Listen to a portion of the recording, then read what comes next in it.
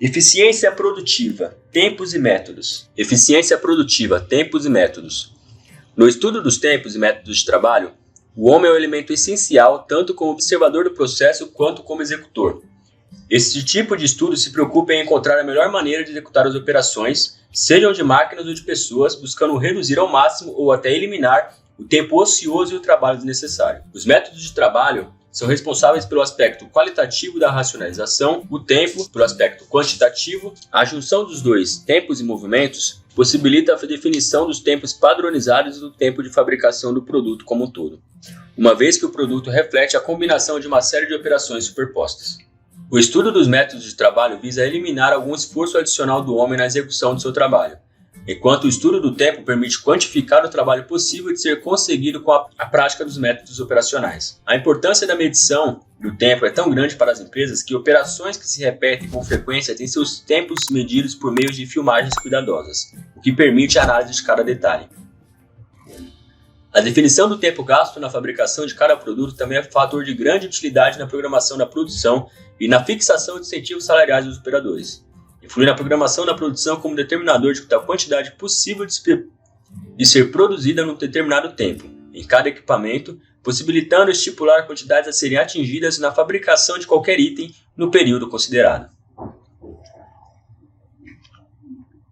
Influi também como incentivo salarial, partindo da premissa de que o tempo padrão é conseguido a partir de um tempo médio obtido pela análise do tempo de um funcionário médio, portanto padronizando a observação. O funcionário cujo comportamento operacional estiver situado acima dessa média pode receber certo percentual sobre seu salário, ou qualquer outra forma de incentivo como premiação pelo esforço de trabalhar um nível acima dos demais. Assim, podemos avaliar a utilidade da determinação do tempo padrão, cuja veracidade só deve ser reconhecida quando nenhuma variável envolvida distorcer o método escolhido. Isso significa que o tempo de uma operação só deve ser medido quando seu modo de execução estiver definido suficientemente para, naquele momento, representar o melhor método possível de ser conseguido, de modo que possa ser mantido por um operador treinado durante toda a jornada de trabalho. Para que o tempo de processamento tenha utilidade real, são feitos estudos sobre operações a fim de que cada tarefa seja analisada com precisão. O conjunto das operações estudadas deve ter os tempos registrados e arquivados de modo a permitir comparações quando eventuais mudanças futuras forem introduzidas no processo e se desejar saber se o método fruto da modificação trouxe ou não algum melhoramento ao trabalho. Isso é medido pelo ganho ou perda de tempo na fase atual de processamento quando comparado ao anterior. A análise inicia-se a partir do questionamento se a operação é ou não necessária, da possibilidade de combiná-la com outra, sintetizando-as em uma única de se poder mudar a sequência a fim de reduzir o tempo de execução, ou, ainda, se os movimentos operacionais podem ser alterados de forma a trazer simplificação. Respostas a essas perguntas poderão provocar situações novas para as operações. Olá, peço desculpas por interromper sua aula por um breve momento, mas tenho algo importante e vantajoso para compartilhar com você. Se você está gostando desta aula, tenho uma ótima notícia. Agora, você pode levar sua experiência de aprendizado para o próximo nível fazendo sua matrícula em nosso site. Ao se matricular, você terá acesso exclusivo a uma série de benefícios. Primeiro, você pode baixar a apostila completa do curso em PDF, perfeita para acompanhar as aulas e revisar o conteúdo sempre que precisar. Além disso, ao concluir o curso, você terá a oportunidade de adquirir um certificado de conclusão, um grande passo para o seu desenvolvimento profissional e acadêmico. E sabe o que mais? Ao assistir às aulas diretamente em nosso site, você terá uma experiência de aprendizado sem interrupções ou propagandas. Isso significa mais foco e eficiência no seu estudo. Então, não perca essa chance. Clique no link na descrição deste vídeo ou visite nosso site para se matricular agora mesmo. É rápido, fácil e vai transformar a maneira como você aprende.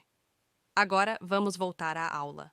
Obrigado por sua atenção e nos vemos no site. Novas para as operações, possibilitando alguma melhora. A eliminação é um exemplo claro. A retirada de uma operação implica desocupar máquina e homem e tornar menor o tempo total de fabricação.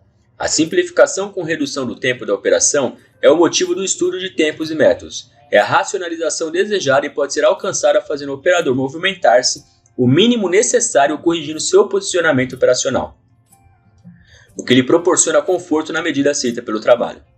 A simplificação do trabalho pode ser resultado da associação de vários fatores, tais como a utilização de material mais fácil de ser trabalhado e a fabricação de produtos com operações repetitivas, o uso de equipamentos compatíveis com as operações, a padronização do ferramental usado e a utilização de mão de obra suficientemente treinada. Quantos mais simples forem os produtos, mais simples serão as operações e menor tempo será gasto em cada tarefa. Sob a ótica de racionalização, visando a encontrar meios mais simples de o homem realizar o seu trabalho, foram enumerados alguns princípios de simplificação dos movimentos, sintetizados a seguir. Os dois braços devem iniciar e terminar seus movimentos simultaneamente. Os movimentos devem ser simétricos e compor um ciclo. Movimentos suaves e contínuos são os preferidos. Movimentos descontínuos ou lineares, com mudança acentuada de direção, devem ser evitados. Os movimentos curvilíneos demandam menor tempo de execução, exigindo menor esforço físico do operador, com consequente redução de fadiga. Uma mão não deve ficar desocupada enquanto a outra trabalha. O ideal é que ambas comecem e terminem os movimentos e ao mesmo tempo que nunca estejam ociosos no mesmo instante. Sempre que possível, o impulso deve ser usado para ajudar o operador, reduzindo seu esforço. A execução das operações deve permitir ritmo suave, automático e natural. O operador deve fazer o menor esforço possível para executar uma operação. Tarefas que possam ser realizadas pelos pés devem aliviar tarefas que são atribuídas às mãos.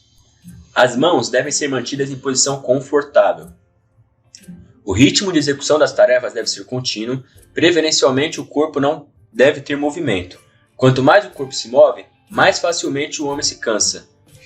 Movimentar primeiro os dedos, depois a mão, o braço e só então o corpo, pois esta é a unidade com maior massa a ser movimentada, devendo em consequência ficar o máximo possível do tempo imóvel. Pessoas que utilizam visão além do habitual não podem trabalhar continuamente. Nesse caso, é aconselhável efetuar rodízio na função. Para que a operação tenha seu tempo bem definido e possa ser reconstituída no momento que for necessário, sua divisão em processos deve obedecer a alguns critérios como escolher processos de curta duração, a menor possível, desde que possa ser cronometrado, definir com precisão os pontos que separam um elemento do outro, possibilitando futura recomposição da operação mediante os mesmos elementos, especialmente quando se deseja comparar eventuais modificações processadas. Separar elementos de execução manual dos elementos da máquina para identificar, em caso de acréscimo no tempo de operação, se a anomalia procede do homem ou da máquina. E recompor os elementos de forma a permitir a reconstrução da operação. A composição dos elementos deve totalizar a operação. E aí, tudo bem? Estou passando apenas para deixar um recado bem rápido para você que acabou de ver essa aula e que gostaria de assistir a todas as aulas desse curso. É bem fácil, basta você clicar no link que está na descrição deste vídeo ou acessar www.novacursos.com.br. Fazendo sua matrícula em nosso site você terá acesso a todas as aulas desse curso e mais centenas de outros cursos, além de poder fazer avaliação. E caso você queira, poderá estar adquirindo o certificado com um valor bem acessível. Esse foi o recado que eu queria dar, aguardo sua matrícula. Até breve!